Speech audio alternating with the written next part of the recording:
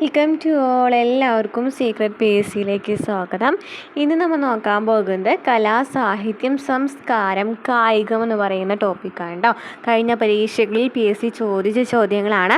അതുപോലെ തന്നെ ഇനി വരാനിരിക്കുന്ന പരീക്ഷകൾക്ക് ഇമ്പോർട്ടൻ്റ് ആയിട്ടുള്ള ചോദ്യങ്ങളാണ്. നമ്മൾ ഒരു ക്ലാസ് ഓൾറെഡി ചെയ്തിട്ടുണ്ടായിരുന്നു കേട്ടോ. അപ്പോൾ ക്ലാസ്സുകൾ കാണാത്തുണ്ടെങ്കിൽ പോയി കാണാം. നമ്മുടെ ചാനലിൽ പുതിയ CRT ക്ലാസ്സുകളും പ്രീവിയസ് ക്വസ്റ്റ്യൻ ആൻസേഴ്സ്, മോഡൽ പേപ്പേഴ്സൊക്കെ ചെയ്യുന്നുണ്ട് കേട്ടോ. അപ്പോൾ ക്ലാസ്സിലേക്ക് പോയാലോ. ഫസ്റ്റ് ക്വസ്റ്റ്യൻ: താഴെ തന്നിരിക്കുന്നവ സ്ഥാപനങ്ങൾ, ആസ്ഥാനങ്ങൾ എന്നിങ്ങനെ ശരിയായ രീതിയിൽ ക്രമീകരിക്കുക. ഏതൊക്കെയാണ് തന്നിരിക്കുന്നത് നമുക്ക് നോക്കാം.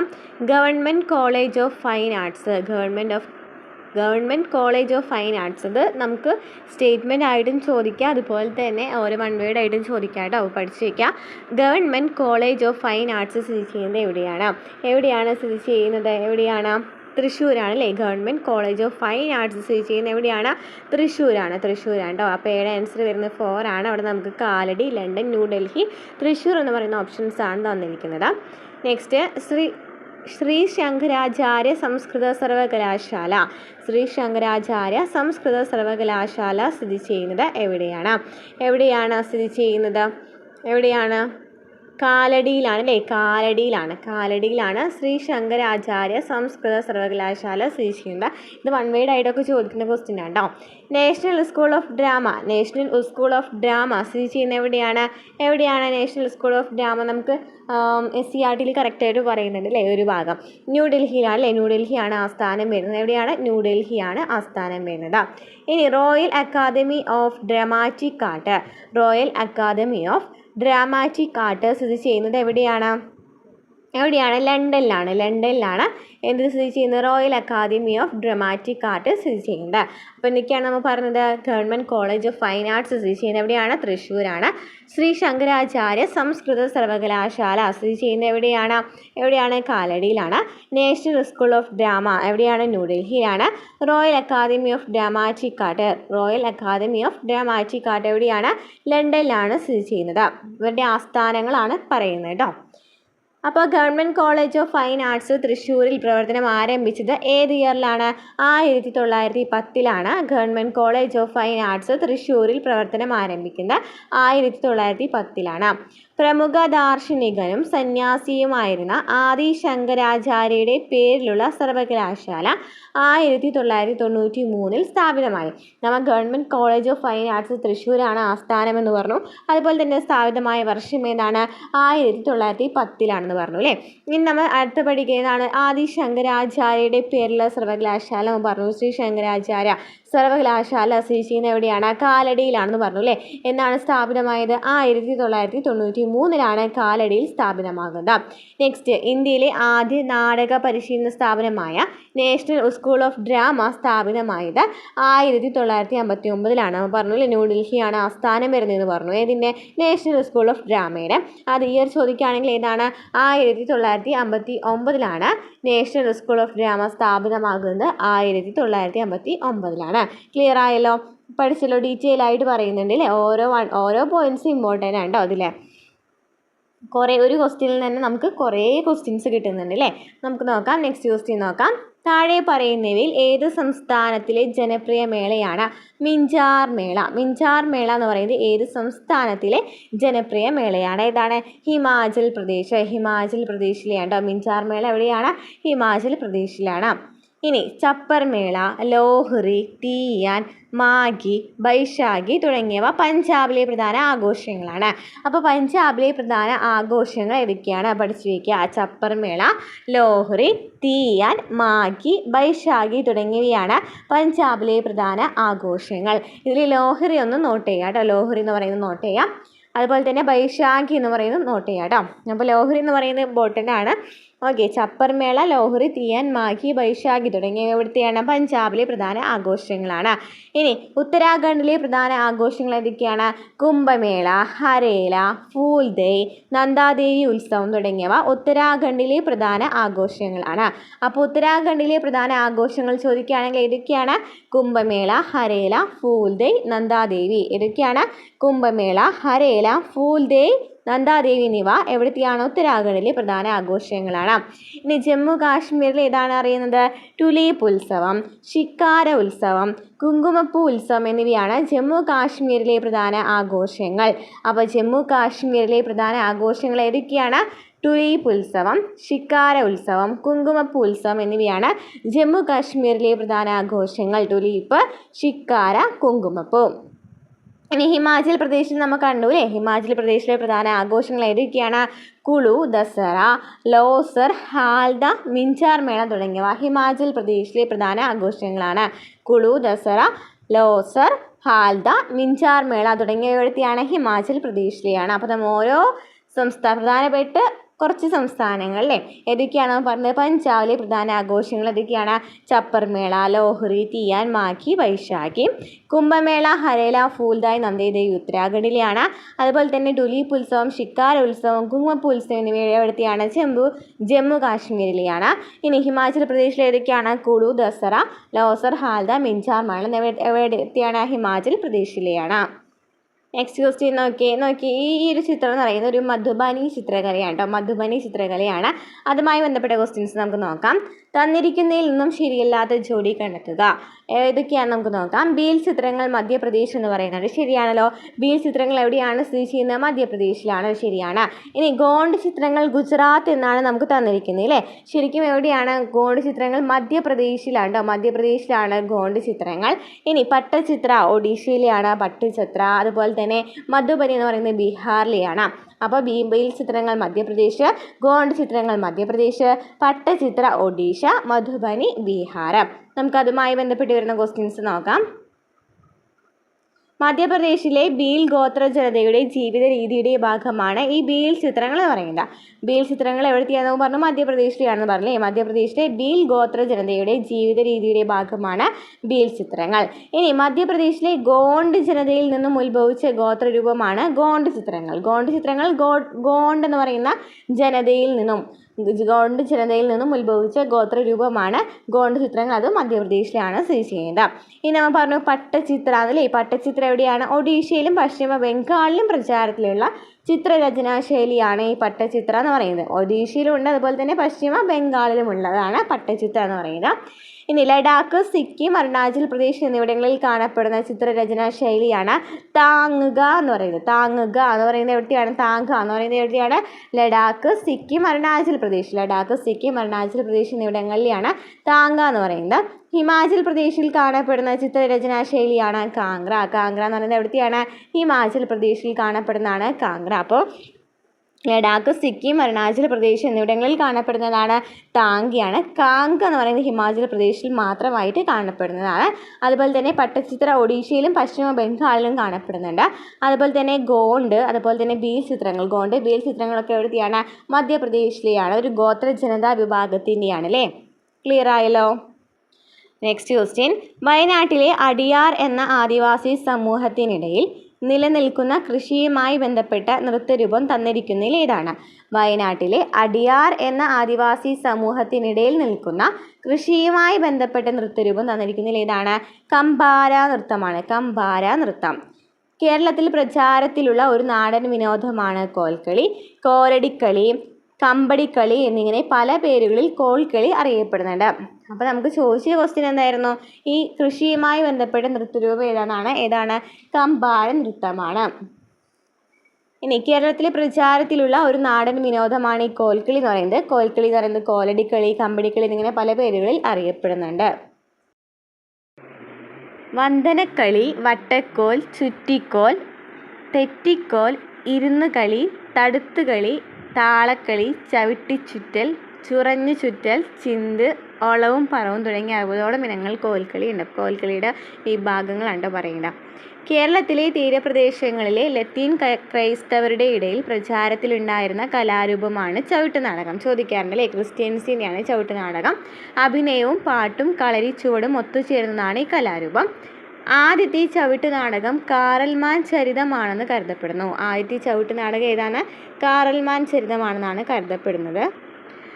വീരകുമാരൻ ചരിത്രം, നെപ്പോളിയൻ ചരിത്രം, ഗീവർഗീസ് ചരിത്രം, ദാവീദ് വിജയം, സന്നി ക്ലോസ് ചരിത്രം, ലൂസീന ചരിത്രം, പ്ലമേന ചരിത്രം, ജ്ഞാനസുന്ദരി തുടങ്ങിയവ പ്രധാന ചവിട്ടു നാടകങ്ങളാണ്. അപ്പോൾ ആദ്യത്തെ ചവിട്ടു നാടകം പഠിച്ചു വയ്ക്കുക, കാറൽമാൻ ചരിതം എന്നാണ്. കേരളത്തിലെ വടക്കൻ ജില്ലകളിൽ പ്രചാരത്തിലുള്ള നാടൻ കലാരൂപമാണ് കുമ്മാട്ടിക്കളി. കുമ്മാട്ടിക്കളി എവിടെയാണ്? വടക്കൻ ജില്ലകളിലാണ്. മകരം കുംഭമാസങ്ങളിൽ കാർഷികോത്സവത്തിൻ്റെ ഭാഗമായും ഓണക്കാലത്തെ നാടൻ വിനോദങ്ങളിലൊന്നായും ഈ കുമ്മാട്ടിക്കളി അവതരിപ്പിക്കുന്നുണ്ട്. മകരം കുംഭമാസങ്ങളിൽ കാർഷികോത്സവത്തിൻ്റെ ഭാഗമായും ഓണക്കാലത്തെ നാടൻ വിനോദങ്ങളിലൊന്നായും കുമ്മാട്ടിക്കളി അവതരിപ്പിക്കുന്നു. ഇനി മലപ്പുറം ജില്ലയിലെ പൊന്നാനി, തിരൂർ, പെരിന്തൽമണ്ണ എന്നീ താലൂക്കുകളിൽ പ്രചാരത്തിലുള്ള ഒരു കലാരൂപമാണ് ചവിട്ടുകളി. എവിടെയാണ് ചവിട്ടുകളി? മലപ്പുറം ജില്ലയിലെ പൊന്നാനി, തിരൂർ, പെരിന്തൽമണ്ണ എന്നീ താലൂക്കുകളിൽ പ്രചാരത്തിലുള്ള ഒരു കലാരൂപമാണ് ചവിട്ടുകളി. നെക്സ്റ്റ് ക്വസ്റ്റ്യൻ നോക്കാം. തന്നിരിക്കുന്ന സൂചനകളിൽ നിന്നും കലാരൂപം ഏതെന്ന് തിരിച്ചറിയുക. കാളി ദാരിക സംഘർഷം മുഖ്യ പ്രമേയമായ കലാരൂപമാണ്. കാളി ദാരിക സംഘർഷം മുഖ്യ പ്രമേയമായ കലാരൂപമാണ്.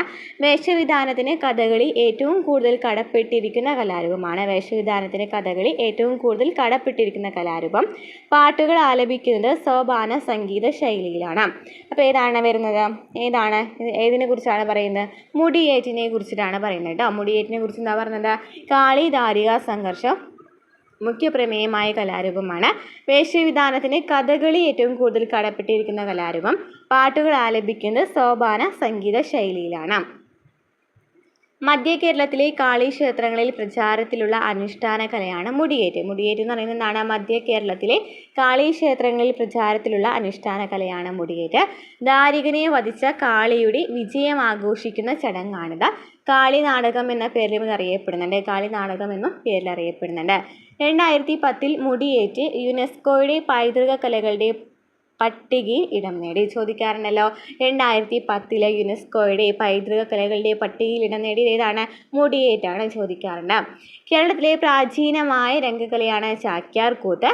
പരമ്പരാഗതമായി ചാക്യാർ സമുദായത്തിലെ അംഗങ്ങളാണ് ഇത് അവതരിപ്പിക്കുന്നത്. ചാക്യാർ കൂത്ത് കേരളത്തിലെ പ്രാചീനമായ രംഗകലയാണ്. മിഴാവും ഇലത്താളവുമാണ് ചാക്യാർ കൂത്തിൽ ഉപയോഗിക്കുന്ന രണ്ട് വാദ്യോപകരണങ്ങൾ. ചോദിക്കാറുണ്ട് കേട്ടോ. ഈ ക്വസ്റ്റ്യനൊക്കെ ചോദിക്കാറുണ്ട്. മിഴാവും ഇലത്താളവുമാണ് ചാക്യാർ കൂത്തിൽ ഉപയോഗിക്കുന്ന രണ്ട് വാദ്യോപകരണങ്ങൾ. ഏതൊക്കെയാണ്? മിഴാവും ഇലത്താളവും. മിഴാവ് ചോദിക്കാറുണ്ട് കേട്ടോ. അമ്മന്നൂർ മാധവ ചാക്യാർ, പൈങ്കുളം രാമൻ ചാക്യാർ എന്നിവരും ചാക്യാർ കൂത്തുമായി ബന്ധപ്പെട്ട കലാകാരന്മാരാണ്. ആരൊക്കെയാണ്? ചോദിക്കാറുണ്ടല്ലേ. അമ്മന്നൂർ മാധവ ചാക്യാർ ഏതുമായി ബന്ധപ്പെട്ടിരിക്കുന്നു? ചാക്യാർ കൂത്തുമായി ബന്ധപ്പെട്ട കലാകാരന്മാരാണ് അമ്മന്നൂർ മാധവ ചാക്യാർ, പൈങ്കുളം രാമൻ ചാക്യാർ. വടക്കൻ കേരളത്തിൽ നിലനിന്നു പോരുന്ന അനുഷ്ഠാന കലാരൂപമാണ് തെയ്യം. വടക്കൻ കേരളത്തിൽ നിലനിന്നു പോരുന്ന അനുഷ്ഠാന കലാരൂപമാണ് തെയ്യം. അടയാളം കൊടുക്കൽ എന്നാണ് തെയ്യത്തിൻ്റെ ആദ്യ ചടങ്ങ് അറിയപ്പെടുന്നത്. അടയാളം കൊടുക്കൽ എന്നാണ് തെയ്യത്തിൻ്റെ ആദ്യ ചടങ്ങ് അറിയപ്പെടുന്നത്. ഏതാണ്? അടയാളം കൊടുക്കൽ എന്നാണ് തെയ്യത്തിൻ്റെ ആദ്യത്തെ ചടങ്ങ് അറിയപ്പെടുന്നത്. ആടയാഭരണങ്ങൾ അണിഞ്ഞ തെയ്യത്തിനെ തെയ്യക്കോലമെന്നും അനുഷ്ഠാന കലയെ തെയ്യാട്ടമെന്നും വിളിക്കുന്നു. ആടയാഭരണങ്ങൾ അണിഞ്ഞ തെയ്യത്തിനെ തെയ്യക്കോലമെന്നും അനുഷ്ഠാന കലയെ എന്നാണ് വിളിക്കുന്നത്? തെയ്യാട്ടം എന്നുമാണ് വിളിക്കുന്നത്. രക്തചാമുണ്ടി, കരിചാമുണ്ടി, മുച്ചിലോട്ട് ഭഗവതി, വയനാട്ടുകുലവൻ, ഗുളികൻ, പൊട്ടൻ തുടങ്ങിയവ പ്രശസ്തമായ തെയ്യക്കോലങ്ങളാണ്. രക്തചാമുണ്ടി, കരിചാമുണ്ടി, മുച്ചിലോട്ട് ഭഗവതി, വയനാട്ടുകുലവൻ, ഗുളികൻ, പൊട്ടൻ തുടങ്ങിയവ പ്രശസ്തമായ തെയ്യക്കോലങ്ങളാണ്. നെക്സ്റ്റ്, തന്നിരിക്കുന്ന പ്രസ്താവനകൾ പരിശോധിക്കുക. പ്രസ്താവന 1. കഥാപ്രസംഗത്തിന് മുൻഗാമിയായി കണക്കാക്കപ്പെടുന്നത് ഹരികഥയാണ്. ശരിയാണോ ഇത്? പ്രസ്താവന കഥാപ്രസംഗത്തിന് മുൻഗാമി ഏതാണ്? ഹരികഥയാണ്. ശരിയാണ്. പ്രസ്താവന 2. ജോസഫ് കൈമാ പറമ്പൻ പ്രസിദ്ധി നേടിയ കഥാപ്രസംഗ കലയിലാണ്. ജോസഫ് കൈമാ പറമ്പൻ പ്രസിദ്ധി നേടിയത് കഥാപ്രസംഗ കലയിലാണെന്ന് പറയുന്നതും ശരിയാണ്. അപ്പോൾ എന്തൊക്കെയാണ് പറയുന്നത്? കഥാപ്രസംഗത്തിന് മുൻഗാമിയായി കണക്കാക്കപ്പെടുന്നത് ഹരികഥയാണ്. ജോസഫ് കൈമാ പറമ്പൻ പ്രസിദ്ധി നേടിയത് ഏതാണ്? കഥാപ്രസംഗ കലയിലാണ്. 2 പ്രസ്താവനകളും ശരിയാണ്.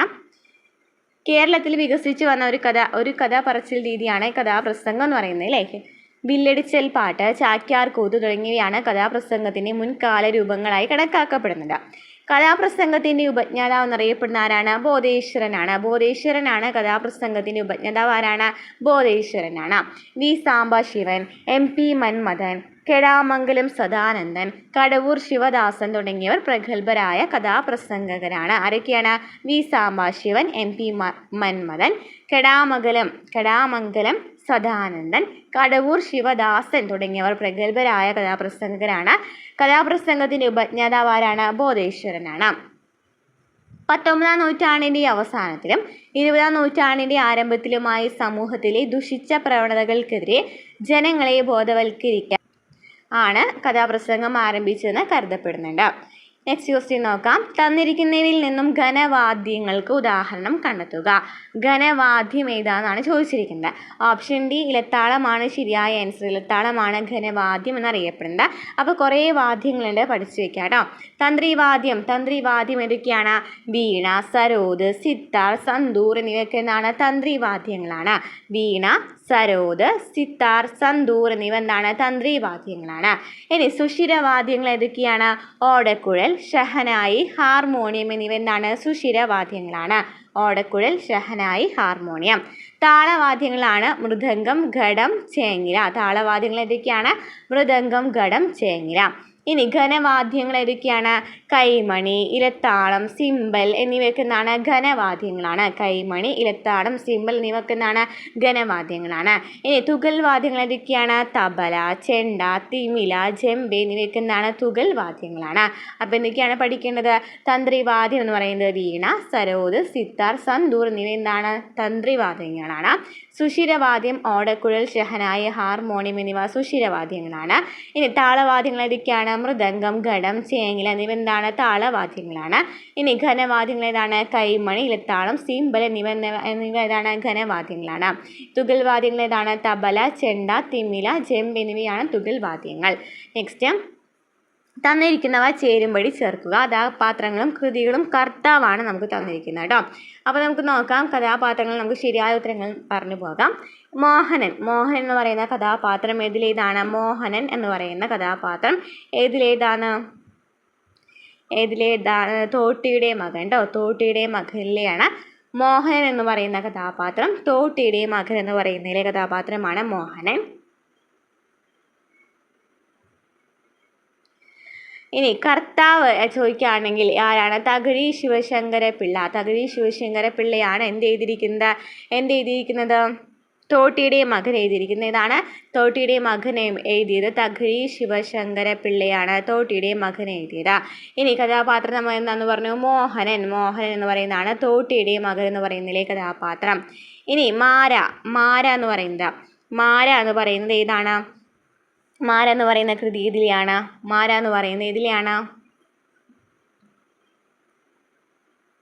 നെല്ല് എന്ന് പറയുന്ന കൃതിയിലെ കഥാപാത്രമാണ് മാര. എന്ന് പറയുന്ന കൃതിയിലെ കഥാപാത്രമാണ് മാര. ഇനി എന്ന് പറയുന്നത് എഴുതിയത് ആരാണ്? എഴുതിയത് ആരാണ്? പി വത്സലയാണ്. എഴുതിയത് ആരാണ്? പി വത്സലയാണ്. നെക്സ്റ്റ്, ഇബ്രാഹിം ഖാദിരി ഏതിലെ കഥാപാത്രമാണ്? ഇബ്രാഹിം ഖാദിരി ഏതിലെ കഥാപാത്രമാണ്? ഏതിലെയാണ്? ആടുജീവിതത്തിലെ പ്രധാന കഥാപാത്രമാണ് ഇബ്രാഹിം ഖാദിരി. ആടുജീവിതം എഴുതിയതാരാണ്? ബെന്യാമിനാണ് അല്ലേ? ആടുജീവിതം എഴുതിയതാരാണ്? ബെന്യാമിനാണ് ആടുജീവിതം എഴുതിയത്. ഇനി ചെല്ലപ്പൻ എന്ന് പറയുന്നത് അനുഭവങ്ങൾ പാളിച്ചകൾ എന്ന് പറയുന്ന കൃതിയിലേതാണ്. അതുപോലെ തന്നെ എഴുതിയതാരാണ്? OV വിജയനാണ് എന്ത് എഴുതിയത്? അനുഭവങ്ങൾ പാളിച്ചകൾ എഴുതിയത്. അപ്പോൾ നമുക്ക് പഠിച്ചു നോക്കാം. ആടുജീവിതം എന്ന് പറയുന്ന കൃതി എഴുതിയതാരാണ്? ബെന്യാമിനാണ്. അതിലെ പ്രധാന കഥാപാത്രമാണ് ഇബ്രാഹിം ഖാദിരി. ഇനി അനുഭവങ്ങൾ പാളിച്ചകൾ എന്ന് എഴുതിയതാരാണ്? OV വിജയനാണ് അനുഭവങ്ങൾ പാളിച്ചകൾ എഴുതിയത്. അനുഭവങ്ങൾ പാളിച്ചകൾ എന്ന് പറയുന്നതിലെ പ്രധാന കഥാപാത്രമാണ് ചെല്ലപ്പൻ. ഓക്കെ. ഇനി മോഹനൻ. നമുക്ക് നെക്സ്റ്റ് ഏതാണ്? നമ്മൾ തോട്ടിയുടെ മകൻ എഴുതിയതാരാണ്? തകഴി ശിവശങ്കര പിള്ളയാണ് തോട്ടിയുടെ മകൻ എഴുതിയത്.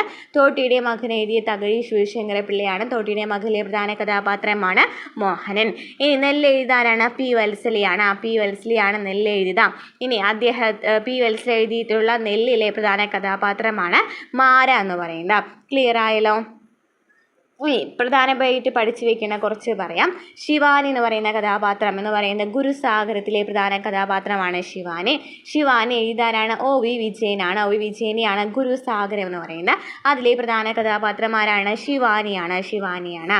ഇനി ജിതേന്ദ്രൻ, മനുഷ്യനൊരു ആമുഖം എന്ന് പറയുന്ന കൃതിയിലെ കഥാപാത്രമാണ് ജിതേന്ദ്രൻ എന്ന് പറയുന്നത്. എഴുതിയതാരാണ്? സുഭാഷ് ചന്ദ്രനാണ് ജിതേന്ദ്രൻ എന്ന് പറയുന്ന കഥാപാത്രം. മനുഷ്യനൊരു ആമുഖം എന്ന് പറയുന്ന എഴുതിയതാരാണ്? സുഭാഷ് ചന്ദ്രനാണ്. അതിലെ പ്രധാന കഥാപാത്രമാണ് ജിതേന്ദ്രൻ. ഇനി SK പൊറ്റക്കാടിനെയാണല്ലേ ഒരു ദേശത്തിനെ കഥ, അതൊക്കെ ചോദിക്കാറുണ്ട് കേട്ടോ, ഓരോ വൺ വേർഡ് ആയിട്ടും ചോദിക്കാറുണ്ട്. ഓക്കെ, അപ്പോൾ SK പൊറ്റക്കാടിനെ ഏതാണ്? ഒരു ദേശത്തിൻ്റെ കഥയാണ്. അതിലെ പ്രധാന കഥാപാത്രമാണ് ശ്രീധരൻ. ഏതിലെ പ്രധാന കഥാപാത്രമാണ്? ഒരു ദേശത്തിൻ്റെ കഥ എന്ന് പറയുന്നതിലെ പ്രധാന കഥാപാത്രമാണ് ശ്രീധരൻ. SK പൊറ്റക്കാടാണ് എഴുതിയത്. ഇനി കോയ എന്ന് പറയുന്നത് അറബി പൊന്നിലെയാണ്. ഈ അറബി പൊന്ന് എഴുതാനൊക്കെയാണ് MT വാസുദേവൻ നായരും NP മുഹമ്മദും കൂടിയിട്ടാണ് ഈ അറബി പൊന്ന് എഴുതുക. അറബി പൊന്നിലെ പ്രധാന കഥാപാത്രം ഏതാണ്? കോയയാണ്. ഇനി അസുരവിത്ത് ചോദിക്കാറുണ്ടല്ലോ. അസുരവിത്തിലെ പ്രധാന കഥാപാത്രമാണ് ഗോവിന്ദൻകുട്ടി എഴുതാരാണ്? അസുരവിത്ത് എഴുതാരാണ്? MT വാസുദേവൻ നായരാണ്. അപ്പോൾ നമുക്കൊന്നും കൂടി പറഞ്ഞു നോക്കാം. ശിവാനി എന്ന് പറയുന്നത് ഗുരുസാഗരത്തിലെ പ്രധാന കഥാപാത്രമാണ്. OV വിജയൻ എഴുതിയതാണ്. OV വിജയനെയാണ് ഗുരുസാഗരം പ്രധാനപ്പെട്ട കൃതിയാണ് അല്ലേ. ഗുരുസാഗരത്തിലെ കഥാപാത്രമാണ് ശിവാനി. ഇനി മനുഷ്യനൊരു ആമുഖം എഴുതിയതാരാണ്? സുഭാഷ് ചന്ദ്രനാണ്. അതിലെ പ്രധാന കഥാപാത്രമാണ് ജിതേന്ദ്രൻ. ഇനി SK പൊറ്റക്കാടിനെയാണ് ഒരു ദേശത്തിൻ്റെ കഥയിലെ പ്രധാന കഥാപാത്രമാണ് ശ്രീധരൻ. ഇനി അറബിപ്പൊന്ന് എഴുതിയതാരാണ്? MT വാസുദേവൻ നായരും NP മുഹമ്മദും കൂടിയിട്ടാണ്. അതിലെ പ്രധാന കഥാപാത്രമാണ് കോയ. ഇനി അസുരവിത്ത് എന്ന് പറയുന്നത് MT വാസുദേവൻ നായരാണ്. അതിലെ പ്രധാന കഥാപാത്രമാണ് ഗോവിന്ദൻകുട്ടി. ക്ലിയർ ആയല്ലോ? ഓക്കെ, പോസ് ചെയ്തിട്ട് പഠിച്ചു വെക്കാം കേട്ടോ. ഇമ്പോർട്ടൻ്റ് ആണ്. നമുക്ക് മലയാളത്തിൻ്റെ ഭാഗത്തു നിന്ന് ചോദിക്കാം, അതുപോലെ തന്നെ കായികം സാഹിത്യം എന്ന് പറയുന്ന ആ ഭാഗത്തു നിന്ന് നമുക്ക് ഈ ക്വസ്റ്റ്യൻ പ്രതീക്ഷിക്കാവുന്നതാണ് കേട്ടോ. നെക്സ്റ്റ് ക്വസ്റ്റ്യൻ നോക്കാം. തന്നിരിക്കുന്നവയിൽ ONV കുറുപ്പിൻ്റെ കൃതികളല്ലാത്തത് ഏതെല്ലാമാണ്? ONV കുറുപ്പിൻ്റെ കൃതികൾ ഏതൊക്കെയാണ്? അക്ഷരം എന്ന് പറയുന്നതും അതുപോലെ തന്നെ മൃഗയ എന്ന് പറയുന്നതാണ് ONV കുറുപ്പിൻ്റെ കൃതികൾ. ഏതൊക്കെയാണ്? അക്ഷരം, മൃഗയ എന്നിവയാണ് ONV കുറുപ്പിൻ്റെ കൃതികൾ. 2ഉം 4ഉം അദ്ദേഹത്തിൻ്റെ കൃതികളല്ല. ഓക്കെ, 2ഉം 4ഉം മാത്രമാണ് കൃതികളല്ലാത്തത്. നമുക്ക് അതുമായി ബന്ധപ്പെട്ട് വരുന്ന ക്വസ്റ്റ്യൻ നോക്കാം. നൃത്തശാല തിക്കൊടിയൻ്റെ കൃതിയാണ്. അപ്പോൾ നൃത്തശാല ആരുടെ കൃതിയാണ്? തിക്കൊടിയൻ്റെ കൃതിയാണ്. നൃത്തശാല എന്ന് പറയുന്നത് ആരുടെയാണ്? തിക്കൊടിയൻ്റെ കൃതിയാണ്. നമുക്ക് ഓപ്ഷനിൽ നൃത്തശാല എഴുതിയിട്ടുണ്ടായിരുന്നു അല്ലേ. നൃത്തശാല എന്ന് പറയുന്നത് ആരുടെയാണ്? തിക്കൊടിയൻ്റെ കൃതിയാണ്. ഓക്കെ, നെക്സ്റ്റ് നമുക്കൊരു ഓപ്ഷൻ എന്തായിരുന്നു? പെട്ടോടം എന്ന് പറയുന്നതായിരുന്നു. പെട്ടോടം എഴുതിയതാരാണ്? രാഹുൽ മണപ്പാട്ടാണ്. ഇനി പുഷ്പവൃഷ്ടി, ഒരേ കുടുംബം, ജീവിതം, ചുവന്ന കടൽ, രാക്ഷസിൻ്റെ ചിരി, പുതുപ്പണം കോട്ട, അശ്വഹൃദയം തുടങ്ങിയവയാണ് തിക്കൊടിയൻ്റെ പ്രധാന കൃതികൾ. അപ്പോൾ തിക്കൊടിയൻ്റെ കൃതിയാണ് നൃത്തശാല എന്ന് പറയുന്നത്. അതുപോലെ തന്നെ പുഷ്പവൃഷ്ടി, ഒരേ കുടുംബം, ജീവിതം, ചുവന്ന കടൽ, രാക്ഷസൻ്റെ ചിരി, പുതുപ്പണം കോട്ട, അശ്വഹൃദയം തുടങ്ങിയവ തിക്കൊടിയൻ്റെ പ്രധാന കൃതികളാണ്. ഇനി എന്താണ് പറയുന്നത്? രാഹുൽ മണപ്പാട്ടിൻ്റെ കൃതികൾ ഏതൊക്കെയാണ്? പെട്ടോടം, കേരള പാടാവലി, പാപികളുടെ തിരുമുറിവ്, ചാവോളികളുടെ ആയിരാന്തികൾ തുടങ്ങിയവ രാഹുൽ മണപ്പാട്ടിൻ്റെ കൃതികളാണ്. രാഹുൽ മണപ്പാട്ടിൻ്റെ കൃതികൾ ഏതൊക്കെയാണ്? പെട്ടോടം, കേരള പാടാവലി, പാപികളുടെ തിരുമുറിവ്, ചാവോളികളുടെ ആയിരാന്തികൾ തുടങ്ങിയവ രാഹുൽ മണപ്പാട്ടിൻ്റെ കൃതികളാണ്. പെട്ടോടം, കേരള പാടാവലി, പാപികളുടെ തിരുമുറിവ്, ചാവോളികളുടെ ആയിരാന്തികൾ തുടങ്ങിയവ രാഹുൽ മണപ്പാട്ടിൻ്റെ കൃതികളാണ്. ഇനി നമുക്ക് പറയുന്നത് ONV കുറുപ്പിൻ്റെ കൃതികൾ ഏതൊക്കെയാണെന്നാണ്. മയിൽപ്പീലി പഠിച്ചു വയ്ക്കാട്ടോ. മയിൽപ്പീലി, അഗ്നിശലഭങ്ങൾ, അക്ഷരം, ഉപ്പ്, ഭൂമിക്ക് ഒരു ചരമഗീതം, മൃഗയ, ഉജ്ജയിനി, സ്വയംവരം, അപരാഹനം, വെറുതെ, ക്ഷണികം, പക്ഷേ, ദിനാന്തം തുടങ്ങിയവ ONV കുറുപ്പിൻ്റെ കൃതികളാണ്. എന്തൊക്കെയാണ്? മയിൽപ്പീലി, അഗ്നിശലഭങ്ങൾ, അക്ഷരം, ഉപ്പ്, ഭൂമിക്കൊരു ചരമഗീതം, മൃഗയ, ഉജ്ജയിനി, സ്വയംവരം, അപരാഹനം, വെറുതെ, ക്ഷണികം, പക്ഷേ, ദിനാന്തം തുടങ്ങിയവ ONV കുറുപ്പിൻ്റെ കൃതികളാണ്.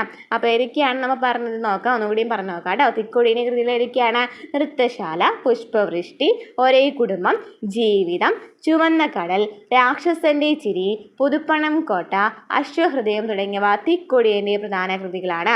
പെട്ടോടം, കേരള പാഠാവലി, പാപികളുടെ തിരുമുറിവ്, ചാവോളികളുടെ ആയിരാന്തികൾ തുടങ്ങിയവ രാഹുൽ മണപ്പാട്ടിൻ്റെ കൃതികളാണ്. മയിൽപ്പീലി, അഗ്നിശലഭങ്ങൾ, അക്ഷരം, ഉപ്പ്, ഭൂമിക്കൊരു ചരമഗീതം, മൃഗയ, ഉജ്ജയിനി, സ്വയംവരം, അപരാഹനം, വെറുതെ, ക്ഷണികം, പക്ഷി, ദിനാന്തം തുടങ്ങിയവ ONV കുറുപ്പിൻ്റെ കൃതികളാണ്. ഓക്കെ, ക്ലിയർ ആയല്ലോ. അപ്പോൾ ഇത്രയൊക്കെ ക്വസ്റ്റ്യൻസ് ആണ് നമ്മൾ ഇന്നത്തെ ക്ലാസ്സിൽ ഡിസ്കസ് ചെയ്യാൻ ഉദ്ദേശിച്ചിട്ടുണ്ടായിരുന്നത് കേട്ടോ. ക്ലാസ്സുകൾ ഇഷ്ടപ്പെടുകയാണെന്നുണ്ടെങ്കിൽ സപ്പോർട്ട് ചെയ്യുക. അടുത്ത ക്ലാസ്സുമായി വീണ്ടും കാണാം.